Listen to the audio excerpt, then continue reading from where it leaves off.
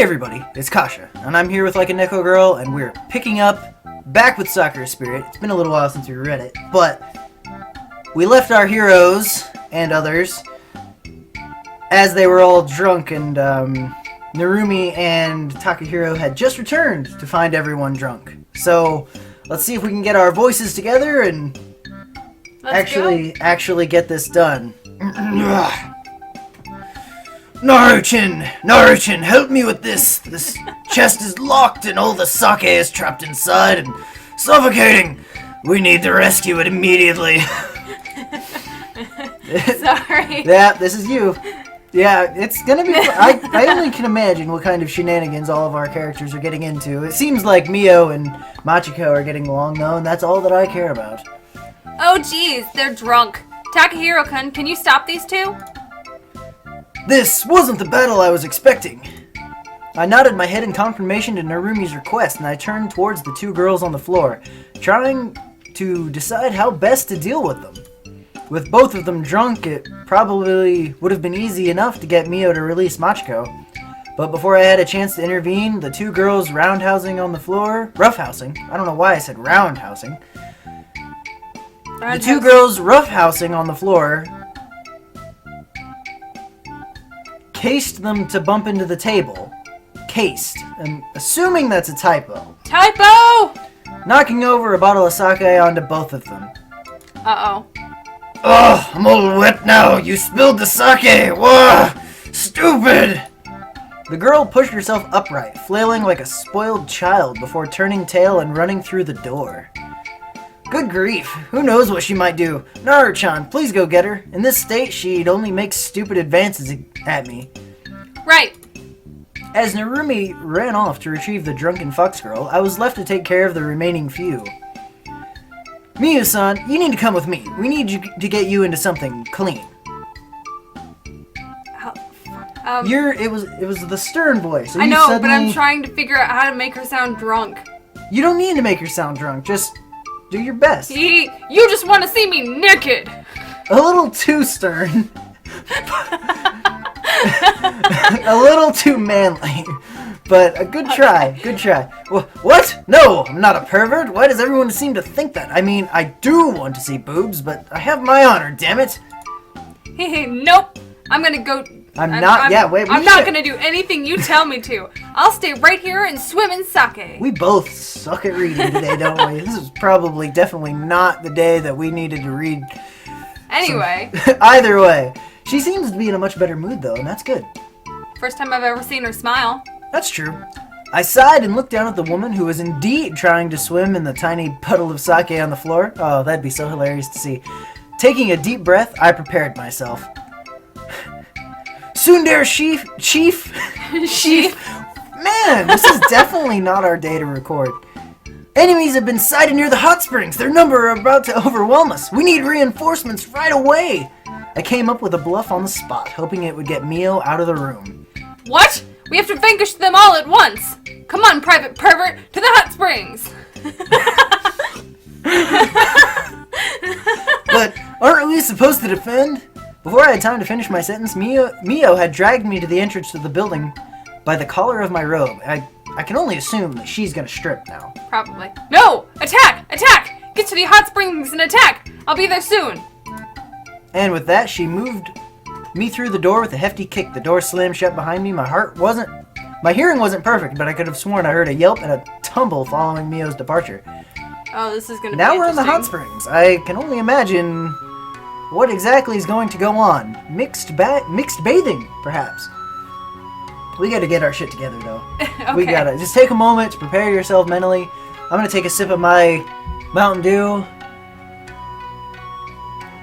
A large open area lay ahead of me, closed off by a tall bamboo fence. There was also a small area off to the side for more delicate washing.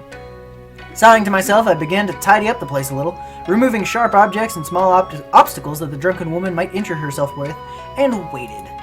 5 minutes went by before I heard the door open and close, followed by the gentle slosh of someone stepping into the water of the hot spring. Please tell me she didn't step in fully clothed.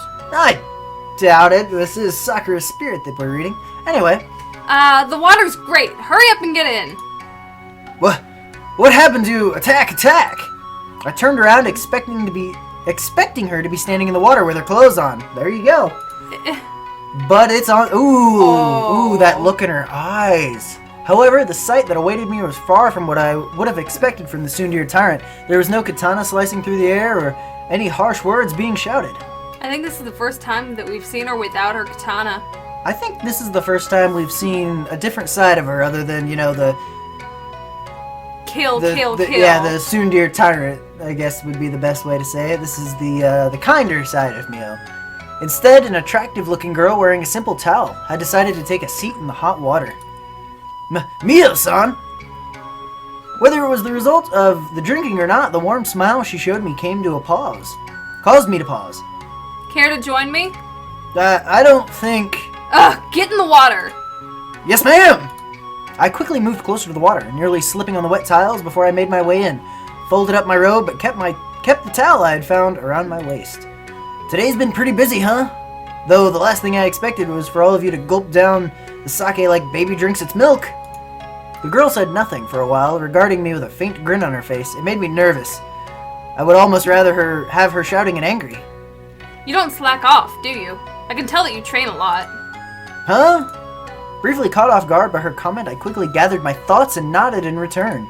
Well, I practice judo, so it's natural for me to train my body a lot.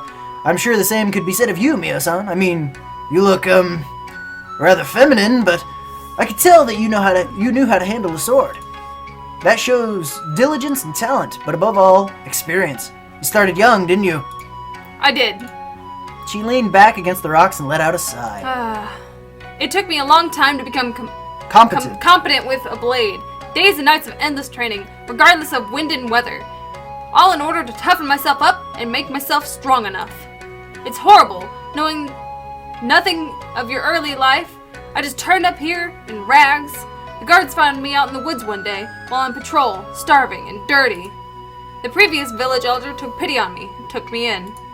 Everything went well for a while. Narumi's family took me in, treated me like one of their own. Then, everything fell apart. Seeing the village that had taken me in, fed me, clothed me, given me shelter, suffering at the hands of spirits, I couldn't take it. As she spoke, she let out another sigh. It seemed that the alcohol was making her a bit more talkative than usual, which wasn't a bad thing. Why do I feel like she's gonna end up being one of the other spirits without knowing it? It might be possible. I mean, I doubt it. I don't think so. I mean, who was it? Was it Machiko? Yeah. It was Machiko, said she was friends with a girl from a village? Which ended up being Narumi, I thought. That's true. I'm getting my characters confused. It's been a while since we read. Anyway. I just hoped it wouldn't end up paying... Oh, God. I just hoped I wouldn't end up paying for it once she had sobered up. After that, I felt like I had to do something. I couldn't just sit by while everything fell apart around me. I think if she was a spirit, though, the other spirits would recognize her, because they all know each other. I don't know. The two fox spirits came in so young they don't really remember anything. That is a good point. I mean, heck, Machiko completely forgot about Narumi. Anyway, it's your turn. The village was devastated by the fires. On that day, I pleaded with the former chief of the guard to train me, to make me stronger. I wanted to protect the village, to protect Narumi at any cost. He eventually agreed, but told me that I would need to strengthen my resolve first. And that's why you became a, You can say it. Tsundere Tyrant? I don't know what Tsundere means, but the tyrant part isn't far off. I didn't want to drive everyone away, least of all Narumi. But I had to, in order to not feel the pain of loss again.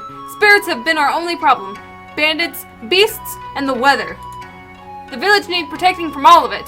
It became a purpose, and made me distance myself from everyone else. I guess that explains why you've been acting like that around Machiko and Maeko. That's right. Although, I'm beginning to think that perhaps we can coexist. The fox spirits at the least. I suppose this has something to do with you, so, thank you. You're, welcome. It's not like I did much. I mean it, truly. You and the sisters. You may have saved my life of living in fear, perhaps even prevented my death. I think you better tell them that.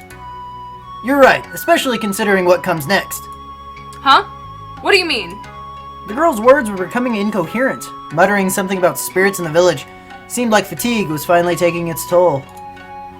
Well, the other spirits probably won't be leaving the village alone anytime soon. We're going to have to figure out how to stop them. But asking Maeko and Machiko-san to help us is like asking you to turn on Narumi-chan. Ha! Turn on! Oh my god.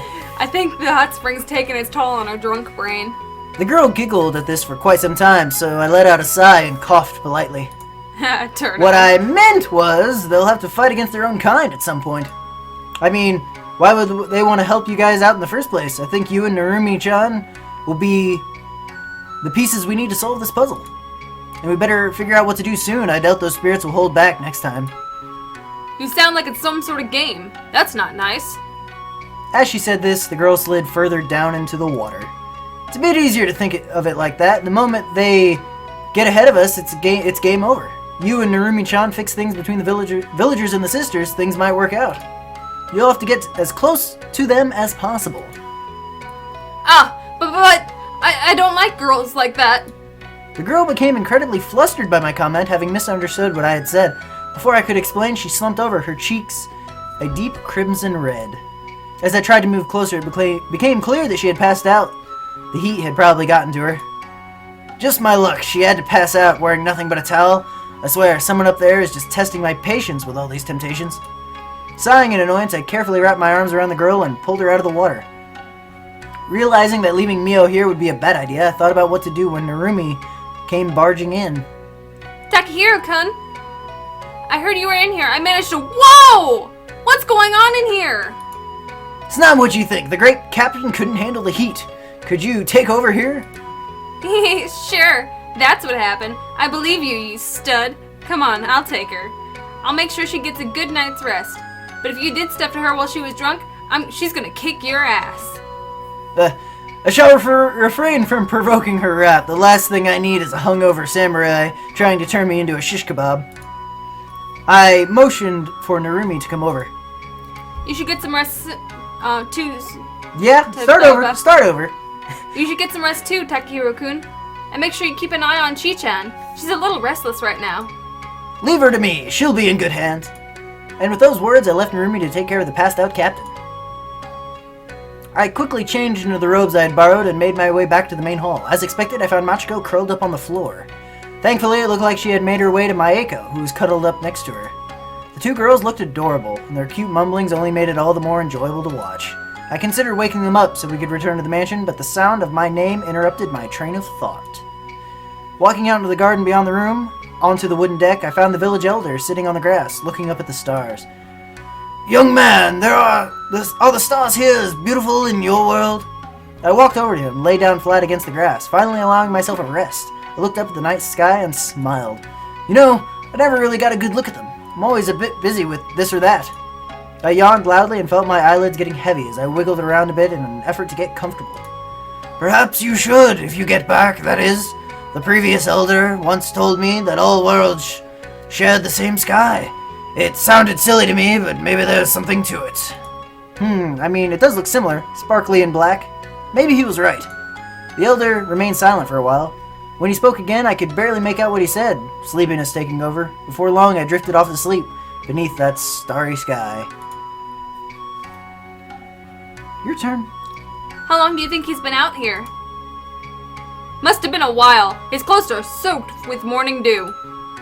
As I drifted back into consciousness, I heard Narumi and Mio talking nearby. Their voices sounded hushed, as though they were far away. I briefly considered jumping up and scaring them, but my body was not going to let me. Maybe you should poke him. Hikage, there is no need for that. Takahiro-san, wake up, you lazy slob. Well, she seems to be back to her old self. Alright, I think we're going to go ahead and end this episode. Feel like we should apologize for our terribleness at reading. We'll work at it next time.